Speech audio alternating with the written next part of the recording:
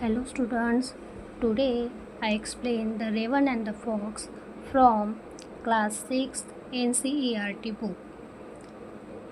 First stanza. Mr. Raven was perched upon a limb and Reynard the Fox looked up at him. For the Raven held in his great beak a morsel the fox would go for to seek. Raven जो है वो एक tree के branch के ऊपर बैठा हुआ था and Reynold fox looked up at him, और वहीं से जो रेनॉल्ड फॉक्स नीचे खड़ा था वो उसकी ओर देख रहा था. For the raven held in his great big big, raven की बिग में चोंच में एक बड़ा सा मॉर्सेल का टुकड़ा पकड़ा हुआ था. A morsel the fox would go far to see, और इस मॉर्सेल के टुकड़े के लिए जो फॉक्स है वो दूर दूर तक जा सकता था. Said the fox in admiring tone my word, sir raven you are handsome bird, such feathers if you would only sing, the bird of these woods would call you king. Admiring मतलब स्तुति करना, प्रशंसा करना.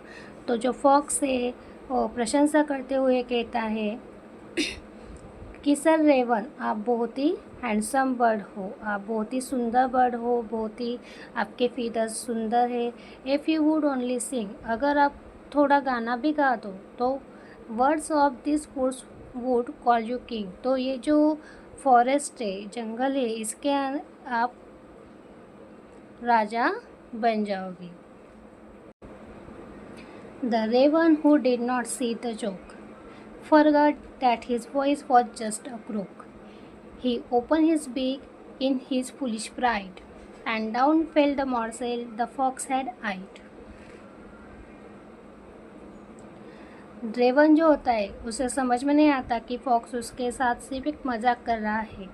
वो भूल जाता है. Forget that his voice was just a croak, raven भूल जाता है कि उसकी जो आवाज़ है वो सिर्फ क्रोक करती है. He open his beak and his foolish pride, अपने फुलिश प्राइड में मतलब झूठे प्राइड में, झूठे घर में वो अपनी बिग को ओपन करता है. And down fell the morsel the fox had eyed, और जैसे ही वो अपनी चोंच को ओपन करता है वैसे वो मॉर्सेल का टुकड़ा नीचे गिर जाता है, जो जिसकी ओर कब वो जो फॉक्स होता है वो देख रहा था.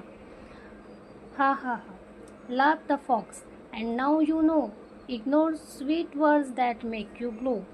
Pride, my friend, is rather unwise. I am sure this teaching is quite a surprise.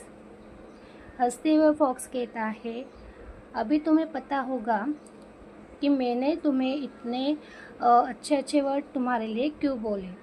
Ignore sweet word that make you glow, जो वर्ड आपको बहुत हैप्पी करते हैं उस वर्ड को, उस शब्द को नज़रअंदाज करो. Pride my friend is rather unwise, अपने आप पर ज़्यादा प्राइड करना ये होशियारी वाली बात नहीं. I am sure this teaching is quite a surprise, और मैं श्योर हूँ कि ये लेसन जो अभी तुम्हें मिला है उससे तुम कुछ तो सीखे होंगे. इसका मतलब क्या है कि जो फॉक्स है वो बता रहा है कि मैंने सिर्फ तुम्हें ललचाने के लिए या फिर तो तुम्हारी ओर से वो मॉर्सेल का टुकड़ा लेने के लिए तुम्हारी झूठी तारीफ की थी, जिसमें तुम फंस गए, और तुम्हारा जो मॉर्सेल का टुकड़ा था वो मुझे मिल गया. तो इससे हमें पता चलता है कि सामने वाला अगर हमारी ज़्यादा स्तुति करने शुरू कर दे तो इसका मतलब वो हमें फंसाने की चाल चल रहा है. तो हमें यहाँ पे सतर्क होना चाहिए, ऐसा यहाँ पे बताया गया है.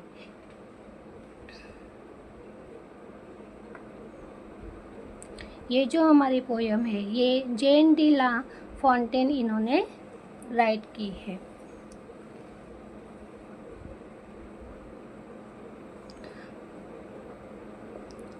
देखो, let us discuss first Fill in the blanks by choosing the correct option.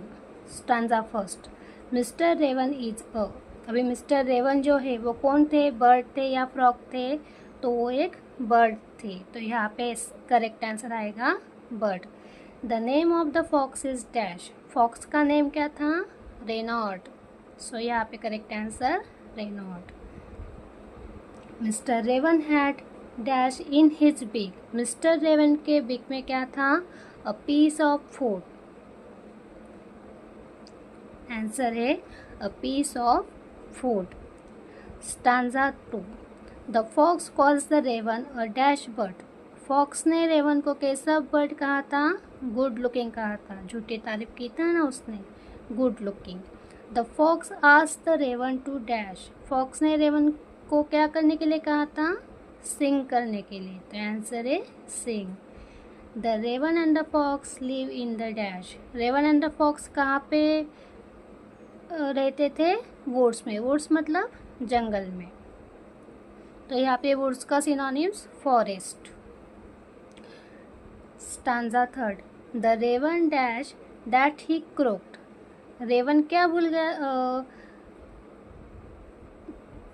अपने आवाज़ के बारे में क्या भूल गया था कि वो उसकी आवाज़ क्रोक्ड है. तो यहाँ पे आंसर है the raven forgot that he croaked. मतलब यहाँ पे आंसर है forgot. The raven open his its beak to.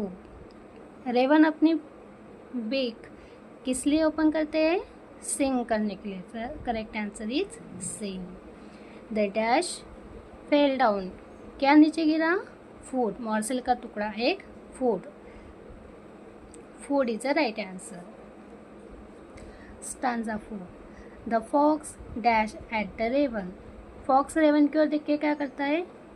हंसता है ना. हमने यहाँ पे इस लास्ट स्टांजा में देखा हा करके हंसता है, तो वो laughed is a correct answer. It is not dash to be too proud of oneself.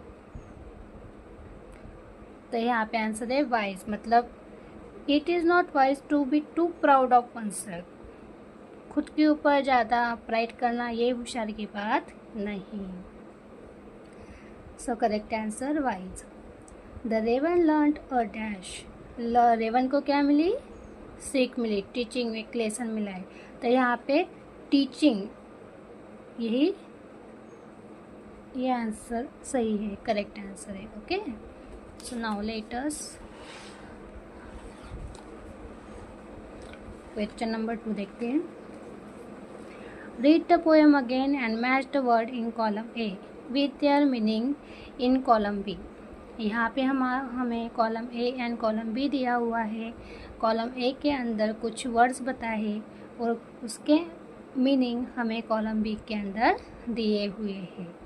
तो यहाँ पे फर्स्ट है हमारा पर्च्ड. पर्च्ड का मतलब क्या होता है? Sat on a branch. मतलब किसी ब्रांच के ऊपर, पौधे के ब्रांच के ऊपर बैठना. तो sat on branch. Morsel. Morsel is a small piece of food.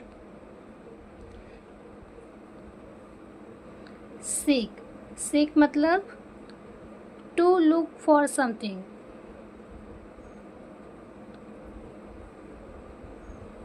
To look for something is correct answer for seek. Pride. Pride means feeling that you are better than others. मतलब कुछ अच्छी feelings हमको हमारे मन में आती है. वो feeling that you are better than others, जो दूसरों से अच्छा हमें फील कराए, वो फीलिंग मतलब प्राइड. आइड. आइड मतलब looked with interest at something. किसी बात में हमारा इंटरेस्ट हो उसकी ओर देखना. आइड. लिम्ब. लिम्ब मतलब branch of a tree. Woods. Woods मतलब a smaller area of forest with similar kind of trees.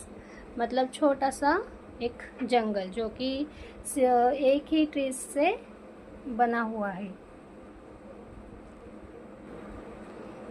यहाँ पे हमारी पोयम कंप्लीट होती है. अगर आपको एक्सप्लेनेशन अच्छा लगा हो तो मेरे चैनल को लाइक सब्सक्राइब करना मत भूलना और शेयरिंग भी करना. Thank you.